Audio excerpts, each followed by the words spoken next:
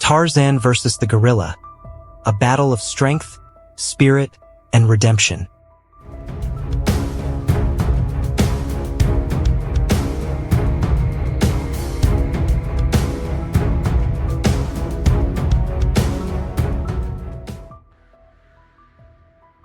The jungle was alive with its usual symphony, the chattering of monkeys, the hum of insects, and the distant call of exotic birds.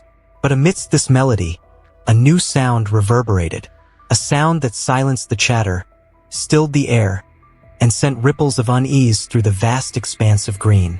A roar, deep, guttural, and raw. Tarzan, perched high on a banyan tree, froze mid-swing as the sound reached him. He had heard countless roars in his lifetime, those of predators, challengers, and grieving beasts.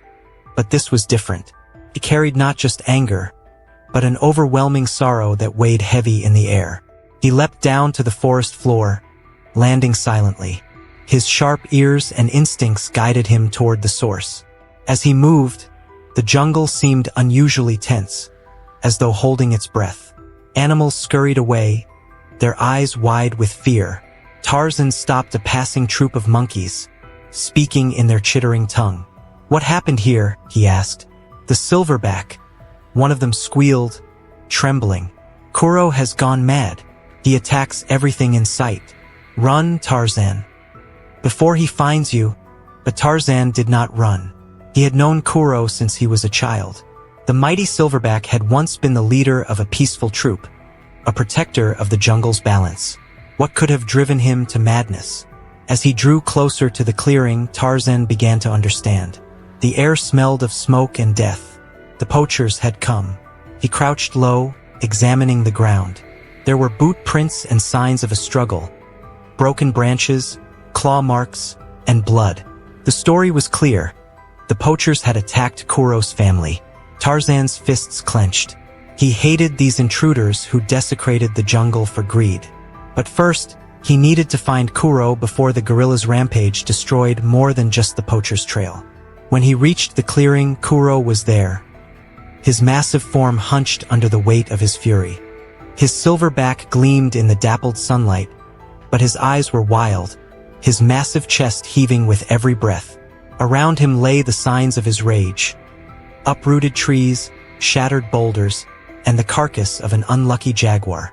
"Kuro," Tarzan called softly, stepping into the clearing. The silverback turned, his eyes locking onto Tarzan. For a moment, recognition flickered, but it was fleeting. Kuro bared his teeth and beat his chest, a sound that echoed like thunder. Tarzan raised his hands in a gesture of peace. "I am not your enemy, Kuro. I am your brother." But Kuro had been consumed by his grief and rage. He charged, a living storm of muscle and fury. Tarzan leapt out of the way, rolling to avoid the crushing blow. Kuro's fists struck the ground, shaking the earth. This wasn't just a fight. It was a test of wills. Tarzan knew he couldn't win through brute strength alone. Kuro was a towering giant, his muscles hardened by years of dominance over the jungle. Tarzan climbed the nearest tree with the agility of a panther, swinging to higher ground. Kuro roared in frustration, ripping at the trunk, but Tarzan stayed just out of reach. "Kuro, listen to me," Tarzan shouted. "Your family needs you. Don't let the poachers win by turning you into a monster." But Kuro was deaf to his words. He lunged again, pulling down the tree with terrifying force. Tarzan was thrown from the branches, landing hard but rolling to his feet. The fight continued, a dance of strength and agility.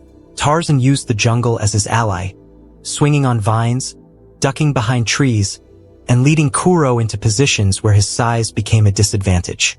But even as he evaded the silverback strikes, he knew he couldn't keep this up forever. Finally, Tarzan saw his opening. As Kuro charged again, Tarzan climbed onto a low-hanging branch and swung onto the gorilla's back. He wrapped his arms around Kuro's neck, not to harm, but to hold on. "Kuro!" he shouted, his voice filled with both authority and desperation. "Stop this madness. Your family needs you alive. If you die here, they will have no one left to protect them." For a moment, it seemed as though Kuro would throw him off. The silverback thrashed and roared, his massive arms flailing. But slowly, Tarzan's words seemed to pierce the fog of his rage. Kuro stopped. His chest heaved as he panted, his massive body trembling. Tarzan slid off his back and stood in front of him. "I know your pain," Tarzan said softly, meeting Kuro's gaze. "But this is not the way. We must fight the poachers, not each other." Kuro's eyes, once wild, now glistened with unshed tears. He let out a low, mournful sound, a cry that echoed through the jungle. Tarzan placed a hand on his massive shoulder. "We will find them," Tarzan promised. "We will bring them to justice. But first, we must find your family." The two set off together, a man and a beast united by a shared mission. As they moved through the jungle, Tarzan felt the tension begin to ease. Animals emerged from their hiding places, watching with cautious hope as the king of the jungle and the mighty silverback walked side by side. Their journey was far from over. The poachers were still out there, and Kuro's family was still in danger. But for now, the jungle knew peace, if only for a moment. And in that moment, the bond between Tarzan and Kuro became something unbreakable, a testament to the power of understanding, resilience, and the unyielding spirit of the wild.